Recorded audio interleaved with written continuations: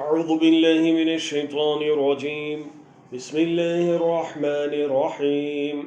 ويقول الذين كفروا لولا أنزل عليه آية من ربه قل إن الله يضل من يشاء ويهدي إليه من أناب الذين آمنوا وتطمئن قلوبهم بذكر الله ألا بذكر الله تطمئن القلوب الذين آمنوا وعملوا الصالحات طوبى لهم وحسن مآب كذلك أرسلناك في أمة قد خلت من قبلها